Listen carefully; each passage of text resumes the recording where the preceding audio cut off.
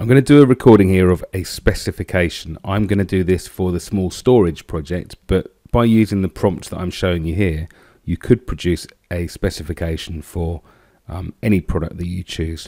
So I'm going to go straight into this. The more specific you are, the better your product is likely to turn out, because at the end, when you evaluate or whilst you're doing your designing, if you can check against your specification, it means that you're really clear on what you need to do and how you need to do it.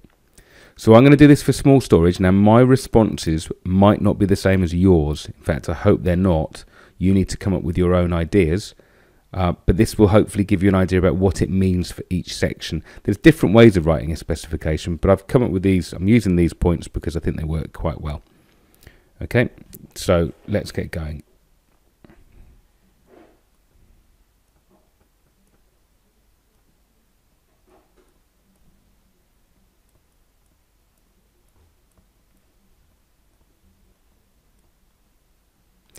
Now, it will look like a modern and elegant product.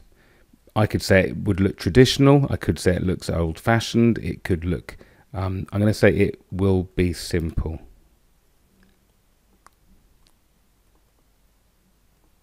I think that's quite important. So it's a bit like a sort of a modernist, clean, elegant product. Not fussy, not loads of decoration. It will be nice and modern. The overall cost will be, now I'm going to put here, it will cost no more than £5. I can't write any more than that because at the moment I haven't done my exact research, but I'm going to make sure that it comes in under £5. Now, depending on what it would be unreasonable to do a car for less than £5 or a table for less than £5. So you have to have an educated guess at the moment. And when you do your research, you have to work out what all the materials cost. It will cost no more than £5 because materials are cheap. In this case, the materials are cheap.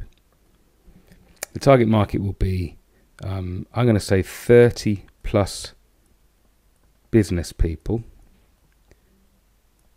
If I was designing for teenagers, it would be much more probably brightly coloured and much more kind of fun to look at, whereas someone who's a business person wants something which is serious and maybe just concentrates on the function of the product. But I'm going to say that they like good quality. So it has to have a good quality finish. The environmental impact will be minimal. Now, that's because this is a wood product. So I'm saying it's made from, the key word here is biodegradable.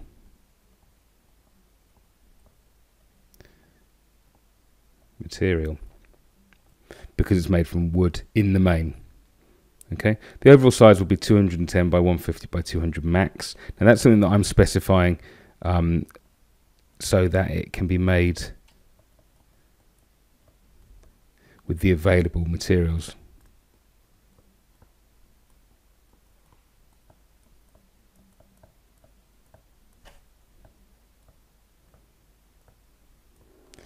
Okay, now you might have a size which is specific. If you were doing something like a car seat for a child, it would have to be a certain size to be able to support them safely. Or if you were designing a chair for an elderly person, you might make it so that they can get out of the chair if they're not able to move too much.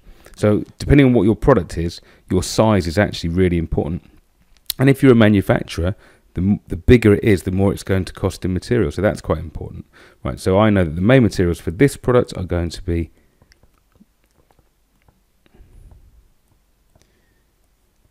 specifically pine or another softwood called spruce. Now, if I was doing this as a gift for someone and I'd done my prototype in maybe a cheaper material, I might then decide to go on and make it an ash or an oak or an elm or a yew box, which would be much more expensive.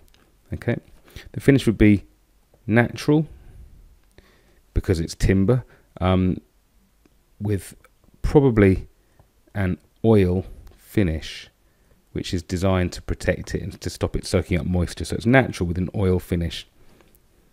and I'm going to say you can see the grain, which is the lines in the wood, and that's what makes wood quite attractive, is that beautiful grain that it often has. And then we're going for the main function will be to store items from pockets such as phones and coins. Now obviously, depending on what you're storing, you're going to have different sections and different compartments, so I think it's quite important that at this stage you do get this right. You do include information about what you're going to hold, because you're going to need to go and do some research later on anyway. Right, now I'm onto the safety up at the top here. It will be safe because it will have good quality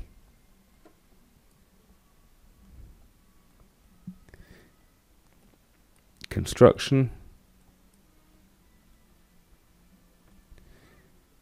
and good fastenings. Now these are things like screws and nails and stuff like that. Okay, so it will have good quality construction and good fastenings. Okay, if you were designing something for a small child, you might say that it would have nowhere where they can get their fingers trapped, or it will have no small parts. Okay, the main joining technique will be, I'm going to write screws and simple wood joints. It's very tempting when you do a box to make it very complicated, but some screws will do a good job. But wood joints like a lap joint or a halving joint or a housing joint, okay, so that's really clear. Now obviously, if a manufacturer was looking at this, by making it with wood joints instead of screws, you can cut down on your costs again. Okay, the products it will hold are one watch,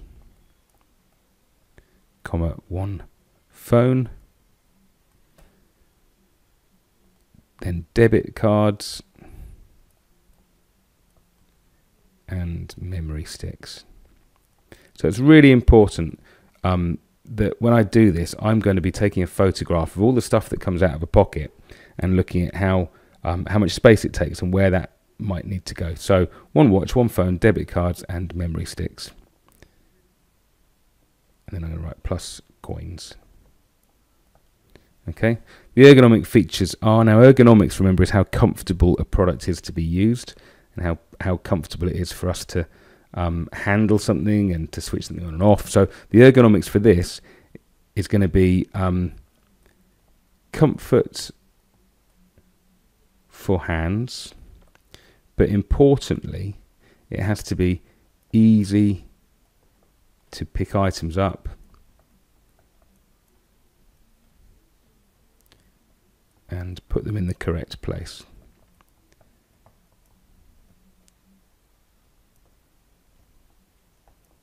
Right, so when you're thinking about it, a product is going to be designed to fit the human hand or the human height or width or weight or whatever.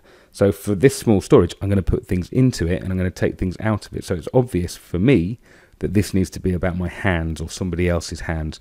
Can I pick things up that I put into it? Can I put things into it in the correct place in the first place? So your compartments have to be big enough and they have to be accessible. Okay. Now specifically, I'm going to say it will be used in the hallway, because when people come in from work, they want to be able to empty pockets out and be able to find stuff the following morning. So I'm going to write, it makes it easy to be organized at the start and end of the day. Okay, now finally, it will follow all EU safety criteria so that it can be sold. Now, if you look at any product that we have on sale in the UK, it's going to have either an EU or a BS symbol, which will show that it's European standards, ES, or whether it's British standards, BS. And that means that somebody's tested it and someone's checked that it meets all of the criteria to be sold safely and used safely in this country. Okay, so I'm going to write, this means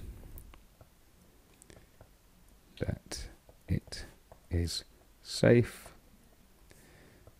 and suitable for use in this country. And it would be my job as the manufacturer, designer, engineer to make sure that the product actually does what we say it's going to do. Okay, so that's the specification that I've written. Now remember, yours might be different, and I don't really want to see that people have just copied this. Obviously, it's about you coming up with your own, ideally linked to any research that you've done. But the key bit is to be specific. If you look at the products it will hold are one watch, one phone, debit cards. That's not being vague, that's being really clear. It will cost £5. Okay, really clear. Okay, the overall size will be 210 by 150 by 200 so that it can be made with available materials. So you're being clear about what you're doing. We've mentioned it's made from pine or spruce, possibly a little bit of acrylic we could add in there. So be specific in your specification. The clue's in the name.